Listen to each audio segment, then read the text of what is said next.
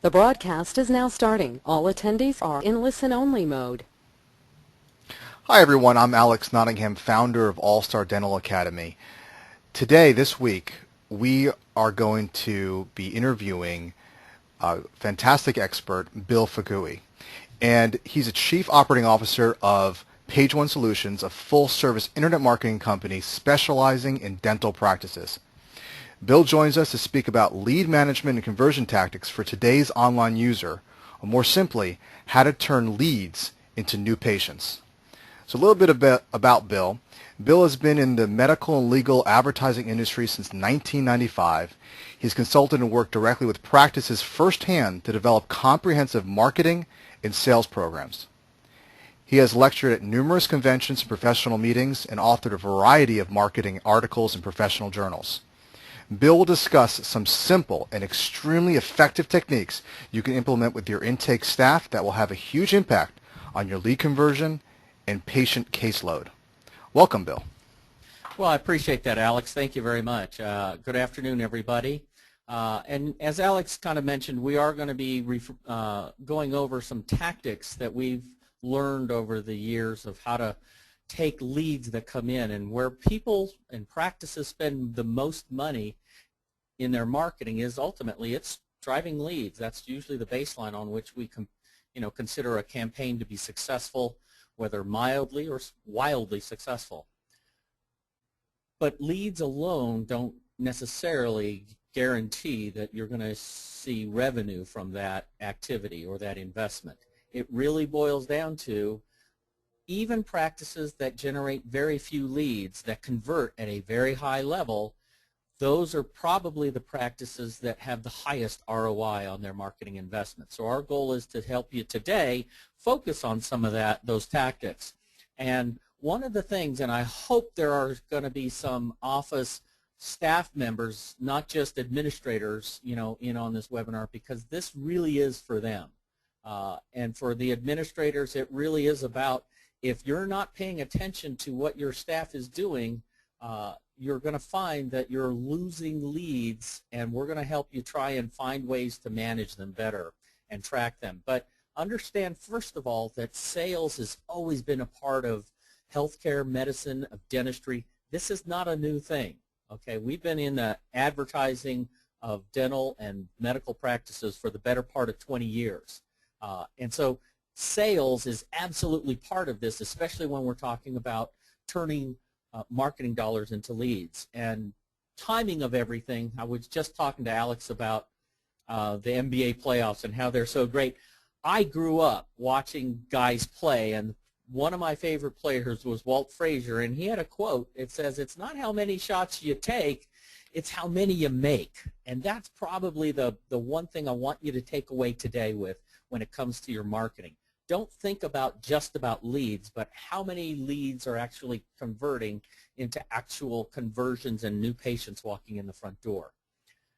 One of the basketball legends that kind of typifies this is there is an event that took place, a long time ago, but Wilt Chamberlain had scored for the first and only time 100 points in a basketball game, in a professional basketball game. But most people don't realize to accomplish this feat was mercurial, in the sense that this is a guy that was about 7 foot tall, but he averaged 57% from the field.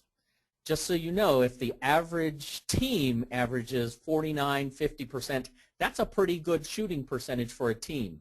He, as an individual, shot at 57% from the floor and an astounding 89% from the free throw line. Okay? That's how you get good numbers. That's how you get big numbers. And if we want to get big numbers, it's about how do you take your staff, and you have to start with yourself. Before you improve anything, and this is kind of self-improvement talking, you've got to start with yourself and with your own staff. If you think you're so good, chances are you're going to let opportunities slip by. You've got to look at your people, your protocols, all the things that you do in terms of taking intake. And unless you realize that really we're the ones that drop the ball most of the time and we want to improve, you'll never get better. Okay, so that's where we start. Okay, and when we start looking at ourselves, we have to understand leads and calls that come in. They're either going to come in the form of a telephone call or in today's environment in the form of an email. Okay? But we have to understand that calls and emails, we don't treat every call and every email the same. Okay? You have to understand that we've got to identify those marketing calls, and we've got to put in front of our team members, our staff members who are on the front line, a value to what that call means. We don't ever do that. Most practices don't even know what an average cost per lead is. They've got to start figuring that stuff out and put numbers in front of them. So for example, it may cost you $2 to $25 or $20 to generate just one visitor to a website, whether you're doing pay-per-click advertising, SEO, other types of marketing. At the end of the day, you're paying to get people to that site. It's not free, okay? And if you're converting those visitors into actual leads, you should be converting anywhere from 5 to 10%. If you are at the high end of that, you are converting a high percentage of that visitor traffic into actual leads. So our goal is also to look at how many of those leads are converting and do the math. When you figure at a 5 to 10% conversion rate at $10 to $20, you could be spending as little as $25 per lead, or you can be spending as much as $200, $250 per lead. And your staff needs to put a value on that. If they don't understand that they're throwing away $200 every time that phone rings because, oh, it's just the shopper, you're just wasting money and wasting opportunities. This gives you an idea of, there are studies out there that show that sales in terms of timing, okay, if you respond within a lead within an hour, you are 7 times more likely to get the prospect on the phone than even if you waited an hour. And if you waited 24 hours, you're more than 60 times likely to miss out on that opportunity.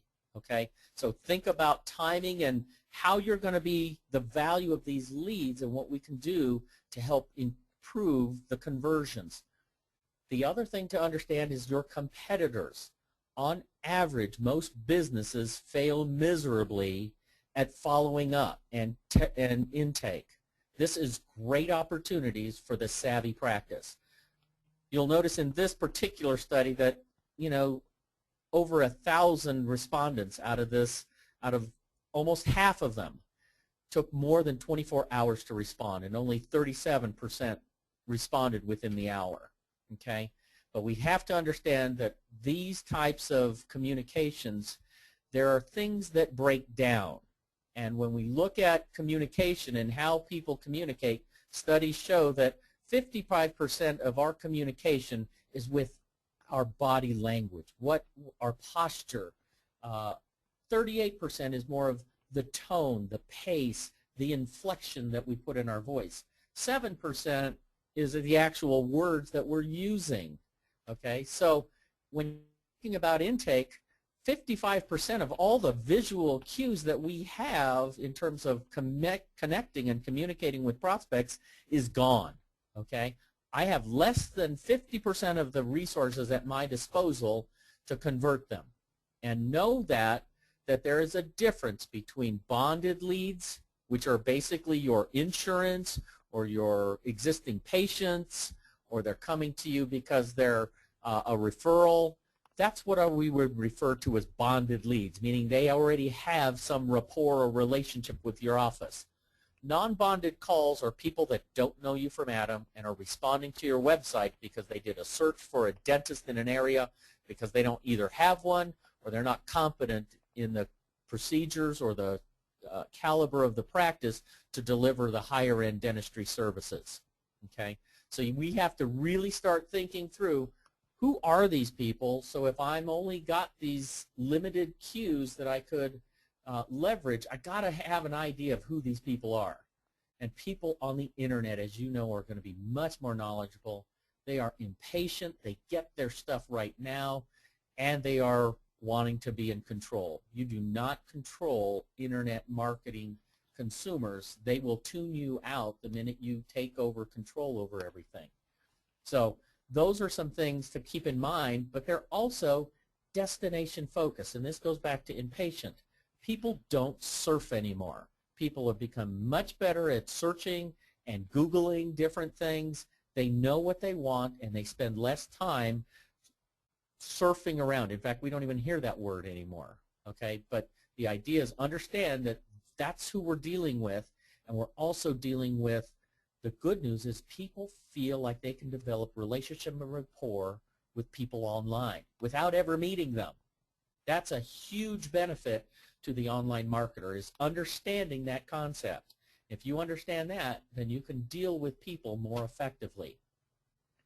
Statistics show when people do visit your website, the one activity that is most frequently done after a website visit is usually they're going to pick up the phone and call. 51% of studies indicate that that's what these people do, and when they visit a site of interest, their next activity is to pick up the phone and call. We need to make sure that we're prepared for those calls. And most of the practices don't really think about, again, we're not the only practice that they called or emailed. A lot of practice look at, well, they look at their own intake and their own activities in a vacuum. That's not how this works. Internet marketing is about, making sure that I understand that they're shopping and they're visiting other offices and they're calling different offices.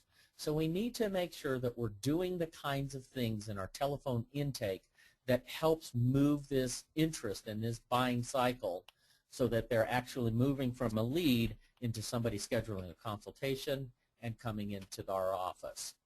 And there are 5 basic stages that we will go through today. One of them is introduction, establishing control, information gathering, presentation, and I hate using the word closing because that's not what we do. We're here to help people, and I want people to understand when we're, quote, selling over the phone or selling our services, it's not really selling when you're trying to help people get what they need.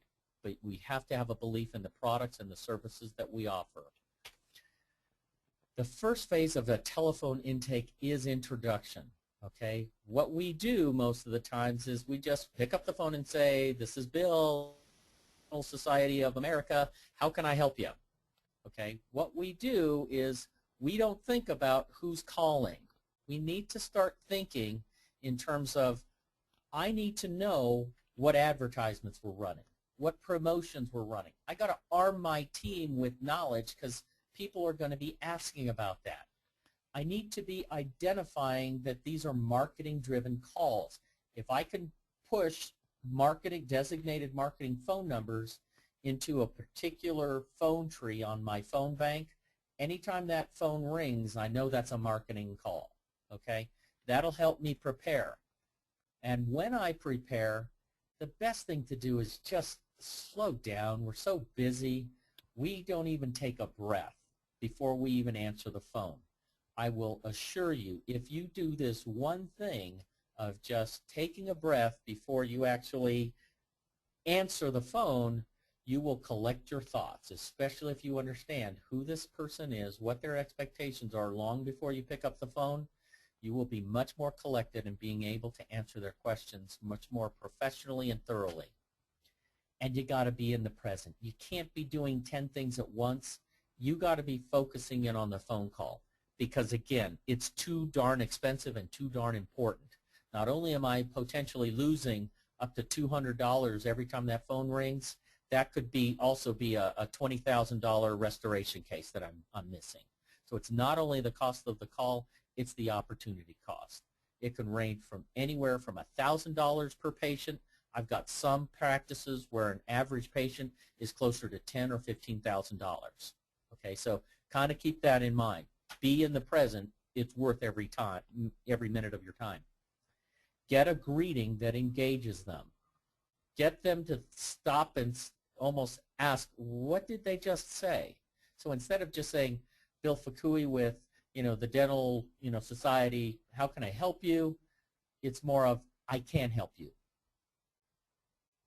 The idea is, just a little inflection, a little change in the wording gets people to stop anticipating, and now they're engaged as well.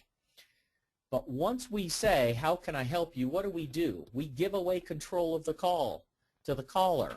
And in this particular case, we need to reestablish control back. Okay? We have to understand that you are the expert. Anybody who is handling intake for a practice has to understand they know a whole lot more about this than the caller does. Okay? And you know what information is needed to help them way beyond just the cost. Okay? We understand that there is a big difference in terms of the quality of dentistry, but our callers don't know. We're the ones that's armed with the information. And we need to think of ourselves of getting out of defense mode and just deflecting questions in terms of price and pain or inconvenience and all those types of things. Okay? We need to get out of defense mode and start reestablishing the 3 R's. Number 1, we need to reestablish respect. We need to develop rapport. And at the end of this, we need to earn the right to ask for the order, which is the consultation. If we don't establish control, we will never get to this point. The way that you need to reestablish control is they will ask you a question, and they may ask, hey, this is Bill, how can I help you? And they may respond and say, I'm interested in porcelain veneers. How much do you charge? Okay, and we know that that's a really common question.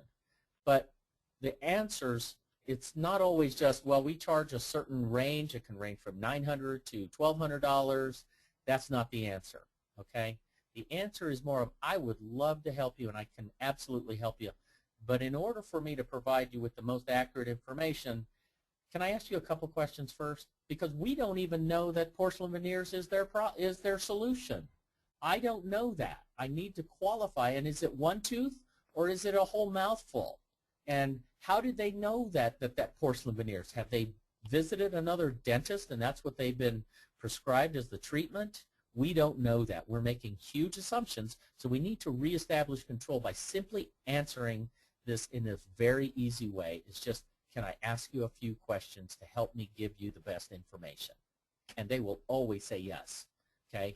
When we get to this point, let's start off by establishing their name. Find out who this person is, and then start articulating well thought out questions. And these are just some questions you may want to consider, but you really need to think through your own office staff and your own environment. What are good questions to help you get your patients communicating and sharing a little bit more of where they are in the decision-making process and how they got there? Okay. Other things is develop very specific treatment, specific questions for your team members for your most common, questions. In most offices, you can probably answer, 20% of the questions that are asked probably will satisfy about 80% of the call situations. Okay. You're going to get most people asking the same thing, similar things, and you need to arm your people and your staff members with really good information. And if there are good questions to be arming them with, then they're able to ask questions articulately and confidently and not stumble and just throw out, a spiel. They're not salespeople. Our best people are the people that really want to help, and the only way you can help is to ask good questions. The more questions that you can ask that are better, you will get better answers, and your staff will be better at moving them through the buying cycle. So some tips: don't trap people. Be sincere. Try to help them. Kind of come into your calls with that in mind, not to sell them, and avoid dominating the conversation. It's ask a question. The idea is I'd love to hear people talk about 70% of the time. I can present our stuff and spend maybe 25 to 30% of the time talking about our practice, but most of it is let's get them talking, get them to move through this cycle, and definitely take notes. If you are not taking notes on telephone intake on who these people are, what their interests are, you are missing a great opportunity as the buying cycle continues. Okay? When we get to the point where they've kind of explained a little bit, now it's our turn. We need to present our case and explain to them why what we do is better or different than other practices, certainly the drill and fill practices. Okay, so we need to really promote doctors' experience. we do need to give them some level of what it is that they were asking for. If we say price, you cannot get off the phone and dismiss that price is not a question. Okay, you've got to at least give them a range. Okay, but in order for us to give them a range and give them a more finite quote, I need for them to come in. And in order for me to do that, we can establish, first of all, if porcelain veneers is even right. Okay, it may be bonding. There may be other, even less expensive options that can be better for them, okay, based on what their goals and expectations are. But at the end of the day, we have got to be asking for the orders.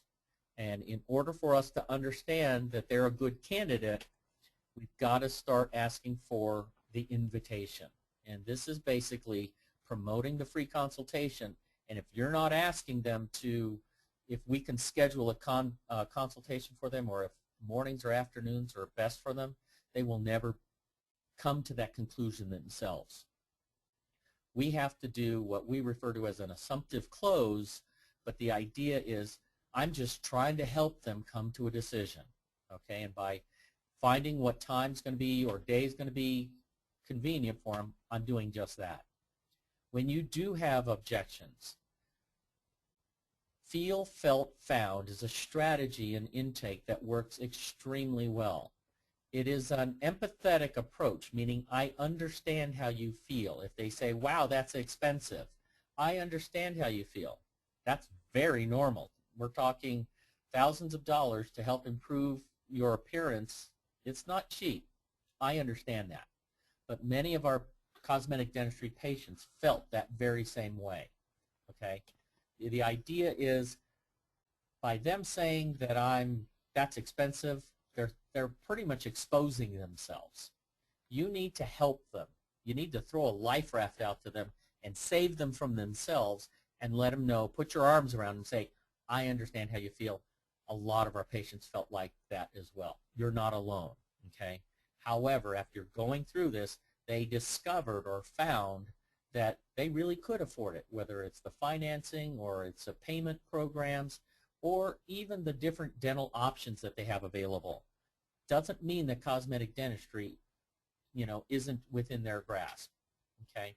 But we absolutely need to be getting, if they're not ready to do the consultation, we absolutely need to be getting name, phone number, and email from every patient that's calling, okay? And if that means providing them with materials or something, we're spending way too much time and way too much money trying to get people into our office. And just because they don't do it now does not mean they're not going to do it ever. Okay, so we need to be collecting that.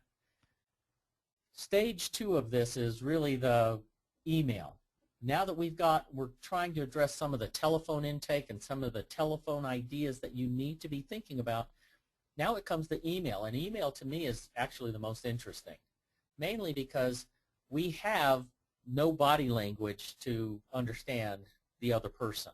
We now, with email, no longer have the tone of their voice or the volume or the pitch or the inflection or the words that, at the end of the day, I've only got the words, okay, which accounts for about 7% of the actual communication that takes place.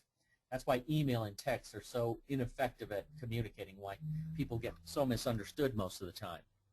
Okay, strategic email follow-up. This is really interesting stuff for the practices that are really struggling to convert email leads. First of all, most practices, when we secret shop, do no links in their email. You absolutely need to be putting links into your email that go to your financing, how to compare, safety questions, your consultations, other things. The About the Doctor is a really important page that you've got to be sending them to. You can also be sending them to your before and after gallery, but put links in your email because, just again, if I visit your site and send you an email, you think I'm the only one that you're the only one that I sent that to? No, I probably sent that to 6 other practices, and guess what? You guys all email me the same thing, and none of you put links back into target pages. If you do that, you will develop relationship, rapport, and credibility much faster than just sending a price through an email and asking them to schedule a consultation, which is what we all do. I encourage you to also send them to destination pages that you print. Okay, printable pages are very valuable, especially long after they've gotten off to your website. And once is not enough. You do not close email leads with just one follow-up. You need to be doing lead nurturing programs. Some of those are like My Med Leads, Doctor Base. There's even things in other constant contact that if you're not wanting to invest lots of money on those types of things, but put these people in a follow-up database, you will find that 70% of business don't always close the first time around if you do it well. Okay. Another thing in terms of email follow-up, use your reviews, especially if you've got good ones. Absolutely put links to your reviews because consumers are looking for them. Google Trends shows that that's going up every day. In fact, there's more searches for dentist reviews than any other professional service provider, bar none. More than plastic surgeons, more than lawyers, more than LASIK surgeons, more than even, OBGYNs. It doesn't matter. Dentists are the most frequently searched provider for reviews. Leverage them. And then we're also kind of keeping in mind when you're responding, really don't send a lot of long emails because people many times are reading email through their phone. Okay, just because you sent an email through the desktop doesn't mean when you're replying, that doesn't mean they're going to be getting it on a desktop as well. Think in terms of phone leads, and ultimately these have to be touch-friendly, and the links can also be touch-friendly in your email response. But definitely put your phone number in your email response. Okay? These are just some samples of some emails that we got. Okay, and these are real emails. And I basically asked, I'm interested in actually dental implants. How much do you cost? These are the types, when you secret shop, other practices, you will be amazed at what you're going to find. In this case, this is a practice that says you need to contact, a periodontist or an oral surgeon. Don't call us. Call them first. What a waste of a potential lead.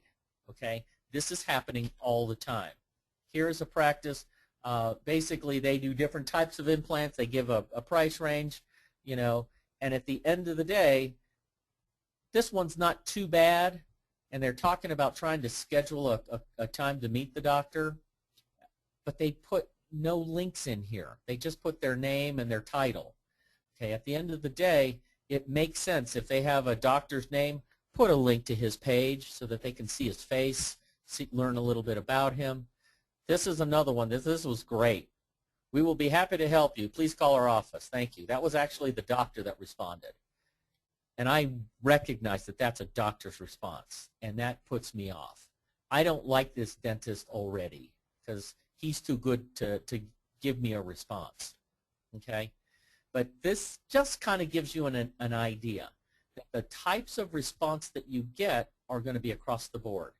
If you focus at what you do in terms of telephone intake and what you do in email intake, you will improve anywhere from 5 to 10% of your leads into actual people walking in the door without spending another dime on internet marketing, on SEO, or pay-per-click advertising, or radio advertising, or anything else. You will convert and get more business without spending an extra dime on marketing. So make sure you're spending the time to really invest in this area. And I think Alex was going to be posting this, so you can kind of see some of these, email responses. But you got to start thinking of those yourself, and you'll find, and when you secret shop, the marketplace yourself, this is exactly what's out there. There's tremendous opportunity just to improve your intake. Wow, great job, Bill. Excellent, excellent. I think, what I got from in summary is that you really got to show you care and make sure your staff cares. And because you can tell on that last email that you showed, it was well thought out, it was friendly, it wasn't that it wasn't a competition, it wasn't ego based. I think that was really cool. Also in the emails, I thought that the dental reviews was really interesting, and you showed the trends of that and highlighting that. I think it's also important on your website to highlight that. The other thing to consider is to add some links to video or multimedia that the patient can interact with you if they haven't already. Yeah, great point. Patients love smile galleries. I think testimonials and smile galleries are probably one of the two top things they look at. Social proof. It's what are people saying, and what do you actually do? What does it look like? And also, I know you and I are big fans of education-based marketing. Is if you have a free guide, and if you want to learn about developing a free guide, we have a lot of articles that we have on our site to talk about that, as well as Page One Solutions have a lot of material about that. Is if you have an ebook, reference that. Yes. And right? Yes, absolutely. Ebooks and any kind of information. I think the key is people want to buy, they just don't want to be sold. Exactly. And they want to buy with a little bit of confidence that Exactly. they've done a little bit of homework. And let's face it, there's no way that they're going to know exactly who's the best dentist, but they can feel who's the best communicator of the information. True. And the last point I have here from is on the emails, make sure that they're mobile compatible. Because on some of these email services like Constant Contact and MailChimp, they're very good, but make sure you choose the right template that they come up Right. well on a mobile device. Otherwise, it's very hard to read, and it won't come up. There are ways that you can have it optimized for both. So I just say be Yes. careful about that. No, and you're absolutely right, Alex. You should test everything yourself. Exactly. If you're sending out test emails, you should secret shop your own office. If you're the dentist or the administrator, you should be secret shopping your own office and see what their messages look like, both on a desktop, on the mobile, and certainly the substance of their emails. Now, another thing, I'm going to move on in a moment to our question answer section. Before I do, I'm going to ask a question, but while I do that, if anybody has a question that they want to ask Bill, go ahead and raise your hand. I'll unmute you, and you can ask Bill your question. He can answer it. If you don't know how to do that or don't feel comfortable speaking, you can go in the chat section at the bottom and type a question or comment. I can go ahead and relay it to Bill. Okay? So while we're doing that, let me start with the first question we have here is, so your company is specialized in web design, SEO, pay-per-click, and you're starting some mystery shopping and intake training. How I mean, before even the intake process, since you're so heavy on the SEO and pay-per-click and design, how are you able to focus on staff training and intake? Well, good question, Alex. I think, what we're finding is that all the leads that we generate, all the first page exposure, we do have, a service where we actually will start getting first page listings on the search engines before clients even pay for it. So getting the exposure and even the leads many times is quite honestly, it's the easiest part of this whole process of business development. And at the end of the day, we were finding that we were generating anywhere from 20, 30, as many as 50 leads into a practice, and yet when I'm asking them and tracking how many consultations that they were doing, I was seeing a huge gap. Yes, this is something that is, a lot of web marketing companies hasn't developed a lot of resources to help practices do this. But in my mind, this is probably the greatest frontier of improving, ROI than even, because let's face it, there's only so much traffic I can generate to a site. There's a limited amount of search traffic in every marketplace for dentistry-related services. At some particular point, your traffic will plateau. It's at a point now where, now that we're plateauing in terms of maximizing our traffic because they're all over the place, what do we do to improve their business? And that goes into lead management and follow-up sales tracking. It's very good. I think you're smart because it's logical progression. You can get them leads. They're only going to be so happy, and as SEO becomes more competitive, you have to find another way to optimize. I have a question from Mindy, and she says, how do I motivate our highly trained staff that is well equipped with the verbiage to be really genuinely or to be genuine, real on the calls, and how do we get to the extra mile? How do you build that motivation in the team? Okay, you know what? Like and I've come from a sales background, to be honest with you. Sales is you got to make it fun. If it's all about the stilted part of how to sell and that kind of stuff, you got to make it fun. And I'm going to tell you, one of the best things that we do is when I would do in-office training, I would secret shop competitors. I would secret shop with their staff, with the entire staff in front of me, and we would secret shop together. You know, I would have them on speakerphone, or I'd shoot them an email, and we would go through those secret shops together. You will find that, wow, it is eye-opening when you see the level of service and what patients have to go through. It's an empathetic exercise to go through and see what average consumers have to go through in order to make decisions. It's kind of like when I'm trying to educate a doctor on internet marketing. Well, consumer patients out there for dental services know about as much as most of my dentists know about internet marketing, okay? And so it's really, you know, to me, I get no better pleasure out of, no greater pleasure or satisfaction of seeing, wow, we can do this so much better, and coming up with ways. But half the time it's seeing what other practices are doing. And I win whether their intake is good or whether it's bad. I win either way. So people would ask, well, how did you know they were going to say that? I didn't. I didn't know what they were going to say, but I win either way, because if it's good intake, hey, we can learn from that. They're saying some great stuff. They're providing good stuff. Or if it's really poor, it's like, wow, can you imagine if you were a patient? That's what they're getting. We can provide a service that is so much better than that. And you start becoming a lot more prouder and feel good about what you're doing in your own office.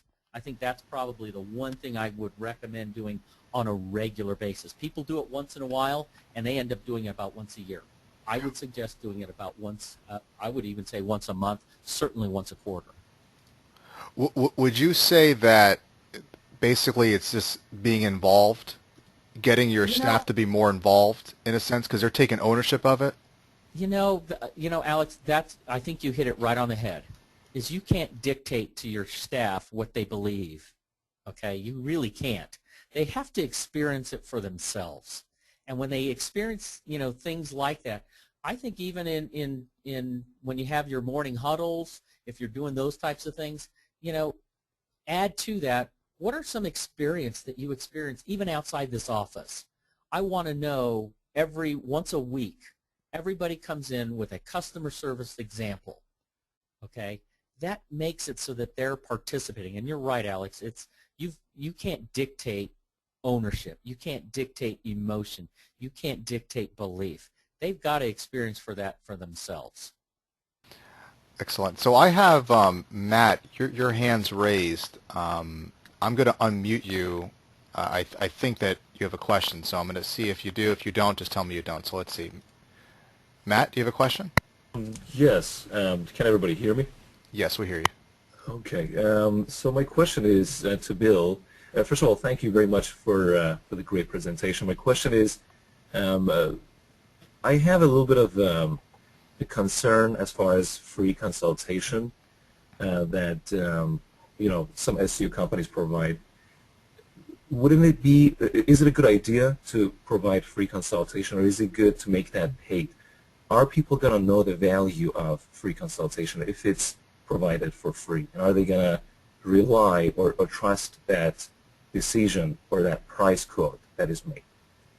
Good question. I get that from practices all the time, and there is no one answer. To say that a free consultation you should always ask, you know, you should always offer. I don't ever say that, because I think the market, your competition, will somewhat dictate that.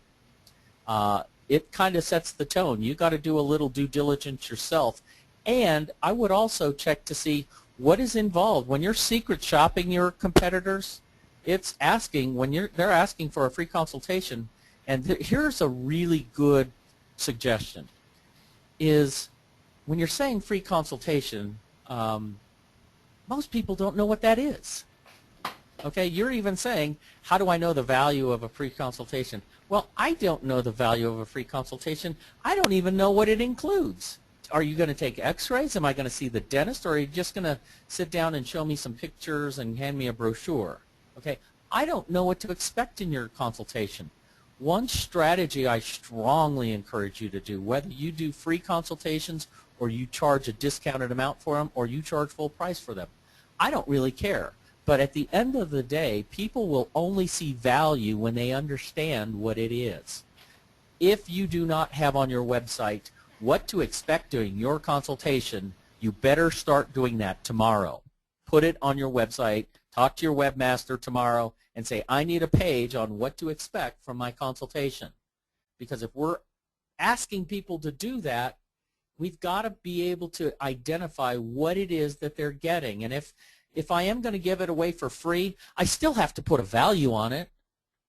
You know, we may even say on our free consultation what to expect from your online, free online consultation, offer, and we can say normally it's a $75 evaluation, but we're making it available to our online, users, and you can even print off a free coupon. I don't really care, but at the end of the day, the most important part about getting value in a consultation is they have to know what it is.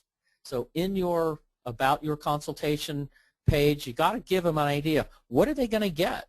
Are we going to do these things? Are you going to spend any time with them?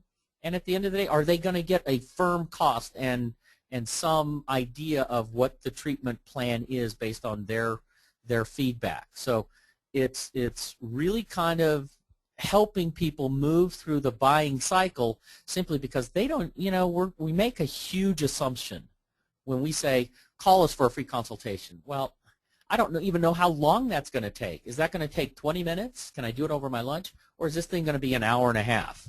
I don't know. Okay? So help them make better decisions as to whether or not that consultation makes sense for them. It's only then that you can create value for what it is that you're offering. So I'm going to move to question number 2, but I do have a hand raised, Ali. I'm going to come to Ali's question after this question. The question is, what is the biggest mistake most practices make regarding handling incoming leads? In my opinion, it's that the doctor and the practice don't see the value. They don't put enough emphasis on it in the sense that they blame their staff. I'm sorry, you can't blame people when you don't even know what a lead costs yourself. Most of these practices don't even know what an average cost per lead is. So how can they communicate to their team members and to their frontline people that there's value there? Okay, they don't. So it really starts, to be honest with you, it starts from the top down. The biggest mistake that a practice makes is that their owner or their administrator or their people that are in charge do not value this. How can you expect your team members to value it if we as owners and business managers don't communicate the importance of it?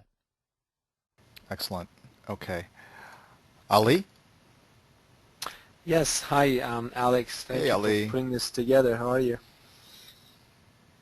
Bill, I appreciate the talk, and it was really eye-opening, some of the slides you had. I really enjoyed it.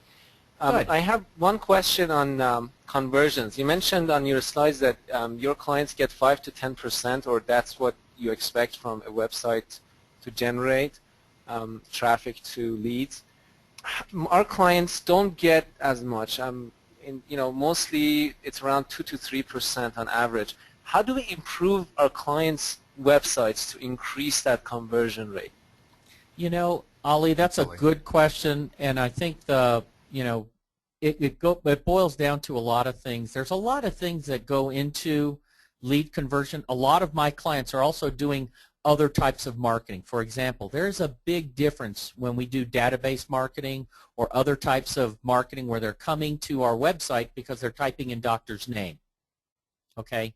There's a big difference between them when 70% of my traffic is coming because they already kind of know who we are, you will convert those much higher.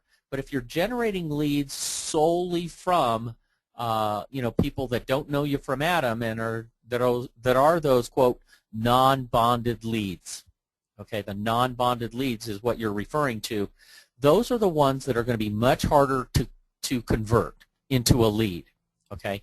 That being the case, you absolutely need to be much more strategic in terms of calls to action on your site. And I don't just mean pretty pictures that link to your to your porcelain veneers page. That's navigational. That's a graphic navigation. I mean promotion. If you want leads, you have got to start putting things where people can start contacting you, and that means forms. Also, one of the things that we have found is that over the course of time is that a lot of people were sending emails. You know, as I mentioned, there's two different types of lead generation. There could be emails or phone calls. Years ago, it used to be that we generated probably 2 to 1, as much as 3 to 1 more emails than phone calls. Okay, that's changed. Over the course of probably the last 3-4 years, we have seen a dramatic shift in terms of the leads coming in the form of phone calls more frequently than emails. And the good news with that is twofold. First of all, I can promote phone calls much more aggressively on websites. Okay, we really can. We can promote those types of things. And when I say that, I mean, for example, when you listen to a radio spot, you don't hear them say the phone number one time, do you? They usually say, call us at this number, that's this number. Again, this number, this number. They'll say it like 3 or 4 times. Well, they do that for a reason, because it works. Your website should be strategic as well. If you want to drive more phone calls, which I really encourage, you got to have your phone number, not just everybody says, oh, it's above the fold. Well, I want it above the fold. I want it, in fact, I want it embedded into the mini contact form that we have on every page of our site. Don't just assume that email is the way I want to be communicated with. I want phone calls. There's also, you may even want to refer to your phone number as a hotline, as an information or the convenience of it. Get your answers quickly, instant, connection, that type of stuff. The idea is people are, as I kind of mentioned in the presentation, people are impatient. They want to get their stuff fast. The fastest way for them to get their information, and they know it, is a phone call. The idea would also be is that your staff is so much better at handling intake through a telephone call than through email. They're so much better, and at the end of the day, you will convert phone call leads at a much higher level than email. So to improve your lead generation, I really suggest pushing more phone calls and putting phone numbers as many times as 3-4 times throughout the page, on the footer, even in the body of the text. But promoting phone numbers on every page of your website, you will get more phone calls. Excellent, excellent. I have a follow-up question from Mindy. She says, how can I calculate my cost per lead best?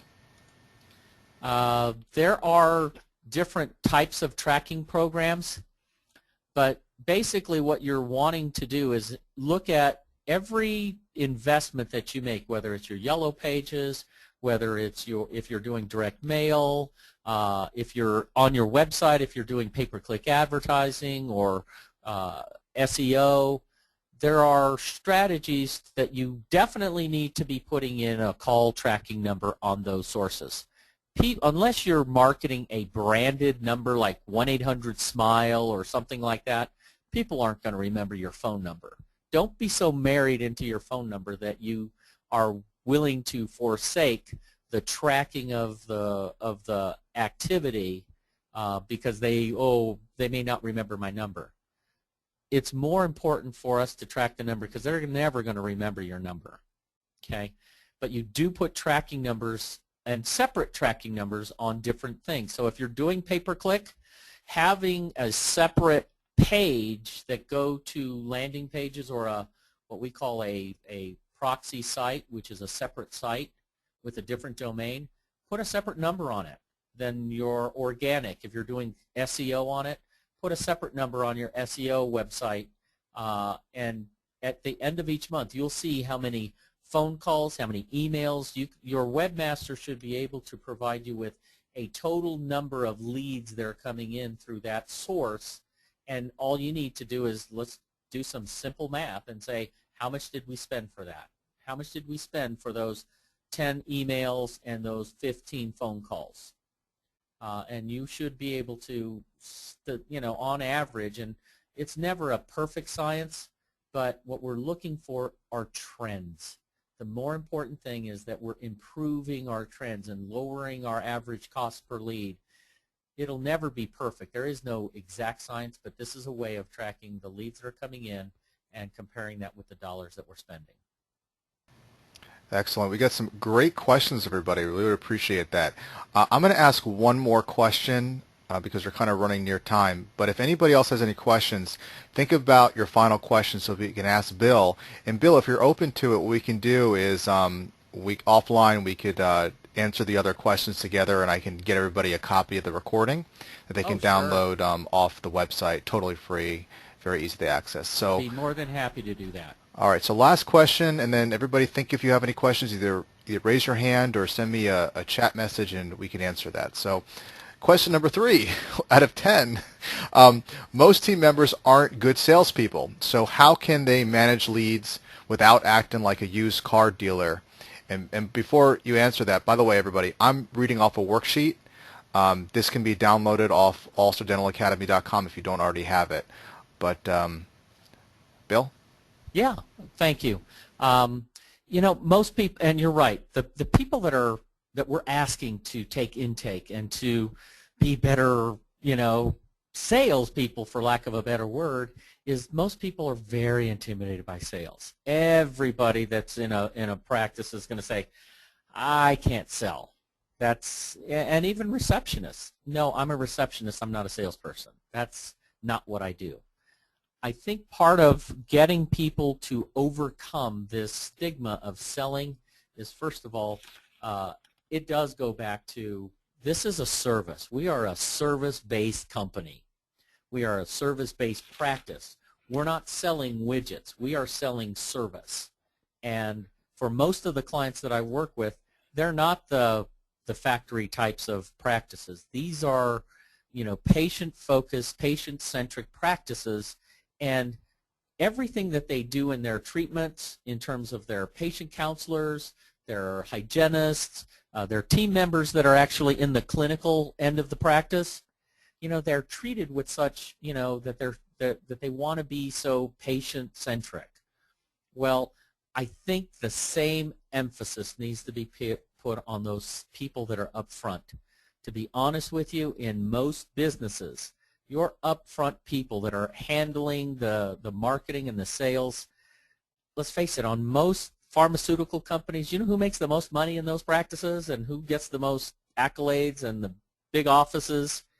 It's the salespeople, okay? Because these are business people. They understand the importance of business development and how important it is to get new business coming in the door, okay? Don't downplay the importance of their role. These people are on the front lines, and quite honestly, in most practices, they're seen as second-class citizens to some degree.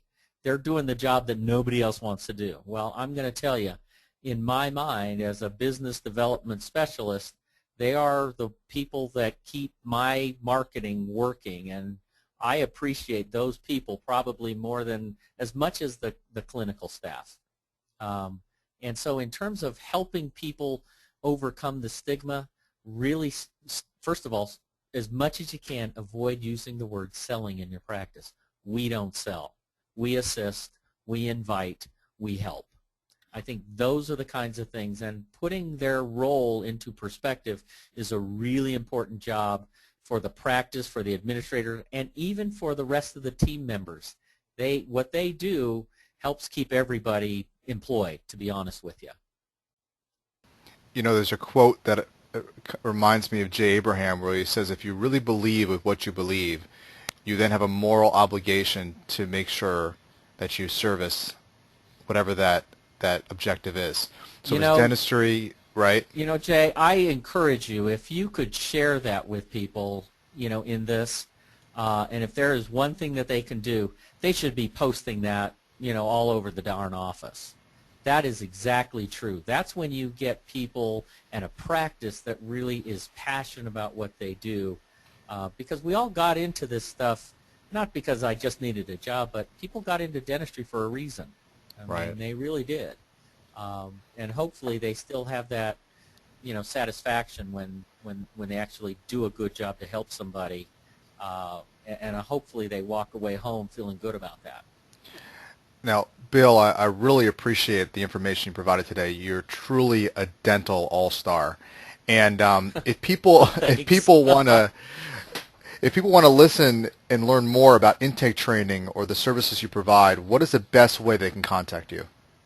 Best way to contact me is directly. My direct line, I'll give that to you. It's 303-396-1209. You can always visit our website at pageonesolutions.com. But the people that, just so you know, what we try and do in our office and what we do in our agency is no different than what I'm talking about. Is I want my people, I think the same level of experience and information that you'll get from my consultants, my account managers and stuff. We really believe this stuff, and I think you'll see that even if you don't get in touch with me, you'll get that from the rest of my team as well. Excellent. So for everyone who would like to see this webinar again, we're going to have this recording on allstardentalacademy.com by the end of the week. I'm also going to be speaking with Bill in a few minutes to get the other questions answered and post that on the Expert Center website. So if you want to download Bill's worksheet, if you haven't already, or get the bonus material, go on to allstardentalacademy.com, click on the Expert Center link, and you'll be able to log in and get that. If you don't have a login, you can sign up for the free membership, and then it'll prompt you through to be able to do that. Next week at 6 p.m. Eastern, we're going to have another expert on. Her name is Debbie from Dental Practice Solutions, and she's going to be covering how to turn your hygiene department into a profit center. So registration opens tomorrow. Seats are limited, so register early. So until next time, I'm Alex Nottingham. Now go out there and be an all-star.